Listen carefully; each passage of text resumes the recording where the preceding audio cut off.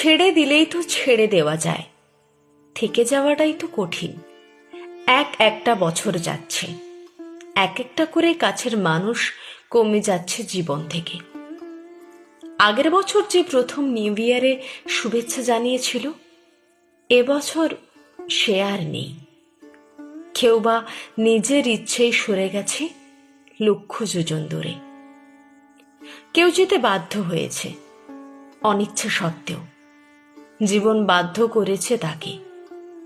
স্বামী, সন্তান, সাজানো গোছানো ফ্ল্যাট, আলমারি ভর্তি sari, skirt, kurti, matching jewellery, নিজের হাতে কেনা জলের বোতল, টুপারওয়্যারের টিফিন বক্স, রান্নাঘরের গ্যাস ওভেন মোছার নেতা, ঘরের জানালায় রাখা যত্নে বড় করা অ্যালোভেরা গাছ, সব ছেড়ে চলে যেতে। আজ ইচ্ছে করলেও তাদের গলার আওয়াজ পাওয়ার উপায় নেই।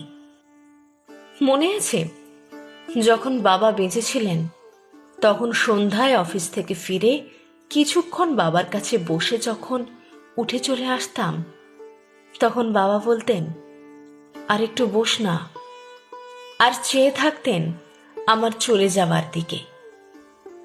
ওই নির্বাক চোখে আকুতি থাকত আর একটু বসার জন্য। বিরক্ত হতাম, ব্যস্ত হয়ে পড়তাম অন্য সব দরকারি বা অদরকারি কাজে। আজ এই সময়ে দাঁড়িয়ে কি ভীষণভাবে ইচ্ছে করে বাবার গলাটা একবার শুনতে। কোথাও নেই, কোনোদিন আর ওই গলাটা শুনবো না। এমনিতেই দূরত্ব তৈরি হওয়াই নিয়ম। প্রকৃতিগতভাবেই হয়তো মানুষের মধ্যে এই প্রবণতা আছে। আজ যাকে ছাড়া বাঁচব না মনে হয়, সে কাল আর কোথাও নেই। যে বন্ধুদের সঙ্গে রোজ দেখা না করলে, আড্ডা না দিলে ভাত হজম হতো না, আজ তাদের অনেকের সঙ্গে দেখাই হয় না বছরের পর বছর। নিজের আত্মজের সঙ্গেও দূরত্ব তৈরি হয়। যে স্কুল থেকে বেরিয়ে গল গল করে যাবতীয় কথা উগড়ে দিত, আজ তার বয়সোচিত গম্ভীর্য। সে শিখে গেছে সব কথা বাবা মাকেও বলতে নেই।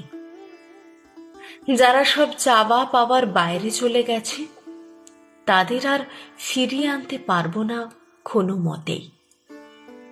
কিন্তু যারা আছে, যারা প্রিয় ছিল, সামান্য কিছু ভুল বোঝাবুঝিতে সরে গেছে, আমরাও আর তাদের ফিরিয়ে আনার চেষ্টা করিনি।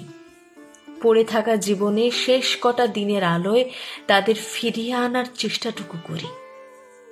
মৃত্যু কখন এসে বলবে, চলো, টাইম ইজ ওভার, সময় শেষ, তখন আর কোনো ভুল বোঝাবুঝি মেটানোর বা প্রিয় কণ্ঠস্বর শোনার অবকাশ থাকবে না।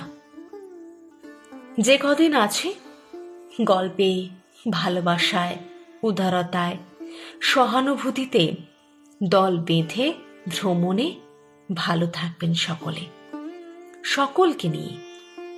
ছেড়ে দিলেই তো ছেড়ে দেওয়া যায়, থেকে যাওয়াটাই তো কঠিন।